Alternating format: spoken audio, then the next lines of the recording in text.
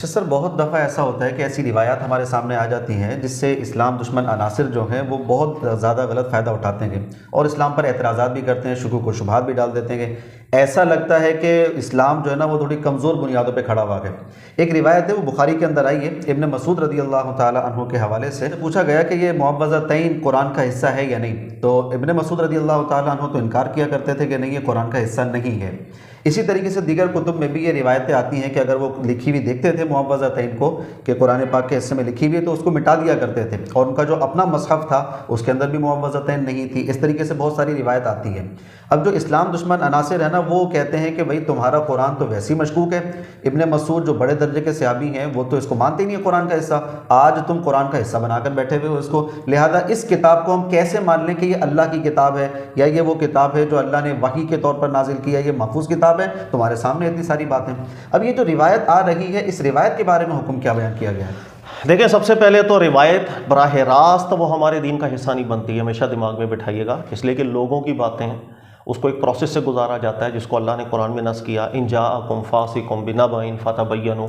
एक प्रोसेस से गुजरता है, उसकी तहकीक होती है सनद की और उसके मतन और मजमून की।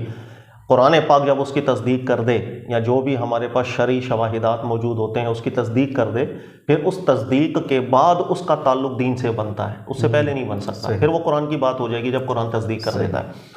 लिहाजा कोई भी रिवायत है, हज़ारों और लाखों की तादाद के अंदर ऐसी रिवायतें हैं जो सामने आती हैं, लेकिन उसको उलमा तहकीक के बाद साबित करते हैं कि झूठ बांधा गया है, ऐसी बात थी ही नहीं, बात बिगड़ गई है। उनमें से एक बात ये भी अच्छा कि हज़रत अब्दुल्लाह इब्न मसूद के हवाले से ये जिक्र हो गया और बात सही सनदों के साथ जिक्र हो गया, जैसे मुस्नद अहमद बिन हंबल की रिवायत है। इसके अलावा इमाम बुखारी भी लेकर आए हैं उबई बिन काब के हवाले से कि उनसे भी पूछा गया कि अब्दुल्लाह इब्न मसूद तो ऐसा ऐसा कहते थे, यानी मुअव्वज़तैन इसको कुरान का हिस्सा नहीं मानते। अब रिवायात आ जाना अलग बात है, यह है कि उसके ऊपर क्या तहकीक की गई, कुरान ने उसकी तस्दीक की है, उसकी तकज़ीब की है, उलमा मुहक्किकीन के कमेंट्स क्या रहे हैं, ये सब चीज़ें सामने आएंगी, फिर बात खिल के निखर आती है। दुरुस्त मौक़िफ़ इसके अंदर तावील की तरफ जाने की कोई ज़रूरत नहीं है। ये झूठी रिवायत है जिस पर बहुत से उलमा मुहक्किकीन ने बिल्कुल इसको झूठ करार दिया और यही तहकीक है। अच्छा। इसमें किसी तरह की तावील करने की भी ज़रूरत नहीं है। अब मसला ये आता है कि अगर इतनी वाज़ेह बात आप कह रहे हैं कि भाई इसको तावील में जाने की ज़रूरत नहीं, झूठ ही झूठ है, ये हटा दो इसको, तो फिर इमाम बुखारी अपनी किताब में लेकर आए हैं और मुहद्दिसीन किताब में लेकर आए हैं, ये जो अक़वाल मैंने आपके सामने जिक्र किए मुस्नद अहमद बिन हंबल के अंदर आए हैं, तो ये बातें फिर क्यों आ गई किताबों में? इमाम बुखारी तो खुद इसके इशारा करके गए हैं कि ये बात ठीक नहीं है। अच्छा। वो उबई बिन काब की रिवायत लेकर आए हैं, उनसे किसी ने पूछा कि अब्दुल्लाह इब्न मसूद ऐसा कहते थे, और इस अल्फाज को भी मुबहम कर गए इमाम बुखारी, कज़ा व कज़ा करके चले गए। अच्छा। तो ये इशारा था कि बात ज़ौफ़ है, इमाम बुखारी के नज़दीक ये बात में कमज़ोरी है, इसलिए वो इसको मुबहम करके चले गए। हाँ, मुस्नद अहमद बिन हंबल की रिवायत है, तबरानी के अंदर रिवायत है, इब्न हिब्बान के अंदर रिवायत है और सही सनद के साथ है। हमें सही सनद इनफ नहीं होती। उसकी वजह यह है कि शुरू में अगर आप चले जाएं तो शुरू में दो तबके उलमा के सामने थे। सही सनद होने की बुनियाद पर कई उलमा ऐसे थे जिन्होंने तावील की तरफ जाना पसंद किया और इस बात की तावील करते थे, यानी अब्दुल्लाह इब्न मसूद कुरान मानते थे इन दोनों सूरतों को, सिर्फ ये है कि वो यूं जिक्र करते थे कि इसका खास ताल्लुक दम के साथ है, दुआ के साथ है। अच्छा।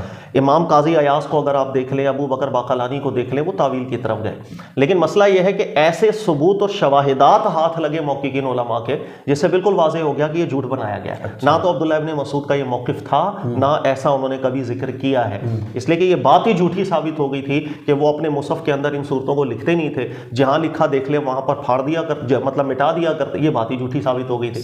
लिहाजा मुहक्किकीन उलमा किराम का स्टैंड रहा था कि ये बिल्कुल झूठी बात है, जिसमें सर फहरिस्त अल्लामा नववी हैं। आप मुहक्किक नववी रहमतुल्लाह तआला अलैह को पढ़ेंगे तो उनके अल्फाज हैं कि अजमाअल मुस्लिमून अला अन्नल मुअव्वज़तैन फिल मुसहफ़ कुरआन व मा नुक़िला अन इब्न मसूद बातिल। अब्दुल्लाह इब्न मसूद से जो बात आ रही है बिल्कुल बातिल बात है, कोई साबित उनसे नहीं है और मुत्तफ़िक़ा तौर पर यही वो मुसहफ़ है जिसके अंदर ये मुअव्वज़तैन दाखिल होती हैं। इसके अलावा आप देखेंगे मुहक्किक राज़ी को या इब्न हज़म को भी उन्होंने भी जिक्र किया, हाज़ा किज़्ब अला इब्न मसूद मौज़ून, बिल्कुल झूठ है अब्दुल्लाह इब्न मसूद के हवाले से जो जिक्र किया गया है, और उन्होंने शवाहिदात भी जिक्र किए कि इसका झूठ होना साबित कैसे हो गया। बहरहाल बहुत से उलमा तावील की तरफ जाते हैं, लेकिन जहाँ झूठ पकड़ा जाए, जहाँ चोरी पकड़ी जाए, वहाँ तावील की तरफ जाने की ज़रूरत नहीं।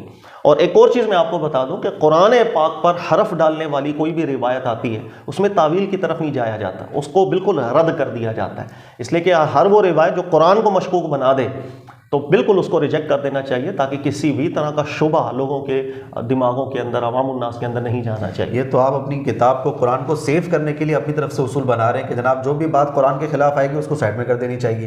क्या वजह है कि कुरान के खिलाफ आए तो उसको साइड में कर दो, कुरान को मशकूक ना बनाओ, इसकी क्या वजह है? इसलिए कि कुरान पाक जो है वो अल्लाह का कलाम है, तवातुर के साथ नकल हो रहा है। मैंने आपको कहा ना कि कुछ शवाहिदात हमें ऐसे मिले जिससे अब्दुल्लाह इब्न मसूद की इस बात का जो निस्बत की बाज़ लोगों ने, झूठ होना साबित हो गया। वो कैसे?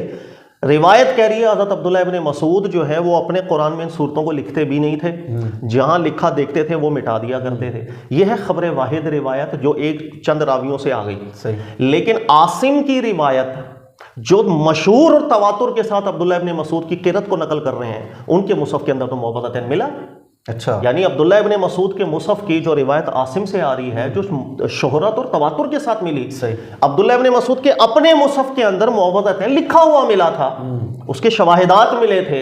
यही वजह है कि वहां एक जगह पर शोहरत है, एक जगह पर तवातुर मिला, और एक जगह पर खबर वाहिद आपको आके कह रही है कि अब्दुल्ला इब्न मसूद अपने मुसफ़ में ऐसा करते ही नहीं थे, तो झूठ पकड़ा गया। अच्छा, यही वजह मैंने आपसे जिक्र किया कि इब्न हज़म को, इमाम फ़खरुद्दीन राज़ी को, मुहक्किकीन उलमा को, उन्होंने जुमला लिखा है, मैं आपको पढ़ भी देता हूँ। व इन्नमा सह्ह अन्हु क़िराअतु आसिम व फ़ीहा अल मुअव्वज़तैन। उन्होंने कहा कि जो आसिम रिवायत कर रहा है वो शोहरत की रिवायत है, उनमें इस खुद मुअव्वज़तैन दाखिल है। हज़रत अब्दुल्लाह इब्न मसूद के जो मुसफ़ है उसके अंदर दाखिल था, उनके जितने भी शागिर्द हैं वो पढ़ते आ रहे हैं। तो ये बात ही झूठ पकड़ी गई है बाद में कि भाई किसी ने बना दिया कि उनके कुरान में है ही नहीं था। तो ये बात नहीं है कि जो रिवायत आ रही है हम उसको रद्द कर दें, हमारे पास शवाहिदात मिल जाते हैं। सही। इस बुनियाद पर जो मुहक्किकीन उलमा का स्टैंड रहा है कि जो बिल्कुल इसको झूठ करार देते हैं वही ठीक है। सही। शवाहिदात इस चीज़ के मिल चुके थे, लिहाजा तावीलों की तरफ जाने की ज़रूरत ही नहीं बचती। सर अब थोड़ा सा इसके अंदर मसला रह गया, वो ये कि आप कह रहे हैं अल्लाह का कलाम है, तो अल्लाह का कलाम तो तौरात भी है, इंजील भी है, ज़बूर भी है, लेकिन आज आप उसको नहीं मानते कि जनाब ये कुल अल्लाह का कलाम है। क्या वजह है कि इसको आप कह रहे हैं कि अल्लाह का कलाम है तो ये बिल्कुल महफूज है, वो अल्लाह का कलाम है वो भी सब मानते हैं, आप भी मानते हैं, लेकिन कहते हैं वो। देखें, ये सवाल ऐसा है कि इसको मैं चंद अल्फाज के अंदर अदा करूंगा तो समझ में नहीं आएगा, इसके ऊपर अलग से हम प्रोग्राम ही रखते हैं। उसकी वजह क्या है? हमारे यहाँ आमतौर पर यह तस्वुर है लोगों का कि अल्लाह का पिछली जो आसमानी किताबें हैं अल्लाह ताला ने उसको हिफाजत में कभी भी नहीं लिया। वो लोगों की जिम्मे थी उसकी हिफाजत करना, तो लोगों ने हिफाजत नहीं की, वो उसमें बिगाड़ आ गया। ठीक है। दूसरी बात ये कहा जाती है कुरान पाक की हिफाजत अल्लाह ने फरमाई व इन्ना लहू लहाफिज़ून, इस वजह से कुरान महफूज है, पिछली आसमानी किताबें महफूज नहीं। एक नज़रिया ये है। एक नज़रिया इसके अंदर दीगर मुहक्किकीन उलमा का है जो मेरे नज़दीक भी राजे है। अच्छा। अल्लाह ताला ने हर आसमानी किताब की हिफाजत का जिम्मा लिया है और उस हिफाजत को मुक़य्यद किया है, यानी कि उसका एक उसूल और कायदा है। जब तक वो उसूल और कायदा चलेगा तब तक आसमानी किताब, अल्लाह का जो इल्म है, अल्लाह का जो कलाम है वो उम्मत में महफूज रहता है। अच्छा। जब वो शराइत ख़त्म हो जाए, उसमें कोताहियाँ हो जाएं, फिर अल्लाह का कलाम खुद गैर महफूज हो जाएगा, लोग उसके अंदर जो भी करना चाहें उनको आज़ादी हो जाए। अच्छा। या तो ये चीज़ किसी उसूल के तहत है, या ये हम पहला वाला मुकदमा मान लें, जिस तरह हमारे यहाँ तस्वुर है कि पिछली आसमानी किताबों की हिफाजत कौम की जिम्मा थी, कुरान की हिफाजत अल्लाह ने अपनी जिम्मा ले ली। ये दो नुक्ता नज़र है, मैं इसको तफसील से समझाऊंगा और ये भी बताऊंगा कि मेरे नज़दीक भी राजे ये है कि आसमानी किताबों की हिफाजत एक कायदे और कानून के तहत अल्लाह ने जिक्र की है।